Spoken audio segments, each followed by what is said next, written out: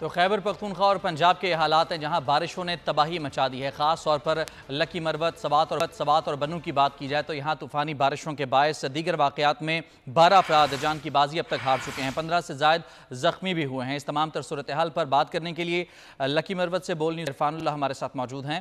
عرفان، طوفانی بارشیں ہیں، 12 افراد اب تک جاں بحق ہو چکے ہیں۔ NDMA کی جانب سے کیا کیا جا رہا ہے اور اب مزید کیا پریڈکشنز کی جا رہی ہیں موسم کے حوالے سے؟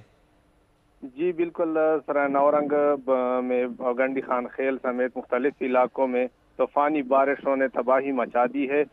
نورنگ میں طوفانی ہواؤں سے اب تک 4 بچوں اور ایک خاتون سمیت 5 افراد جاں بحق ہو چکے ہیں، جبکہ 55 سے زائد زخمی ہے۔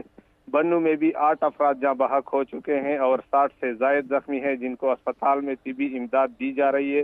ریسکیو 1122 کے ذریعے تحصیل ہیڈ کوارٹر ہسپتال میں زخمیوں کو منتقل کر دیا گیا ہے اور ابھی تک ایمبولینس کے ذریعے مختلف علاقوں کے زخمیوں کو منتقل کیا جا رہا ہے۔ طوفانی بارش سے مختلف علاقوں میں درجنوں عمارتیں اور گھر بھی منہدم ہو گئے ہیں۔ سڑکوں پر درخت گرنے سے کئی مسافر گاڑیاں بھی ان کے درختوں کی زد میں آ گئی ہے، جس سے ٹریفک کا نظام بھی رک گیا ہے، بجلی کا نظام بھی درم برم ہو گیا ہے اور کافی کمبے زمین بوس ہو چکے ہیں۔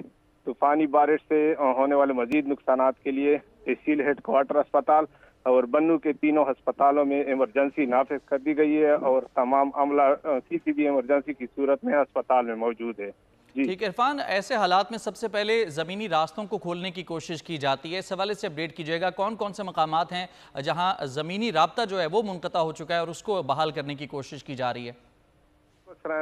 نورنگ، گنڈی خان خیل اور انڈس ہائی وے پر مختلف مقامات پر درخت گرنے سے روڈ بند ہو گئے تھے، جن کو ٹاؤن میونسپل کمیٹی کے اہلکاروں اور لوگ اپنی مدد آپ کے تحت کھولنے میں مصروف ہیں۔ کئی مقامات پر روڈ کھول بھی دیے گئے ہیں، لیکن 1-2 مقامات پر ابھی تک درخت روڈ کے اوپر پڑے ہوئے ہیں۔ ٹھیک ہے، امدادی کارروائیوں کا سلسلہ تمام تر علاقوں میں۔ بہت شکریہ آپ کا تفصیلات کے لیے عرفان۔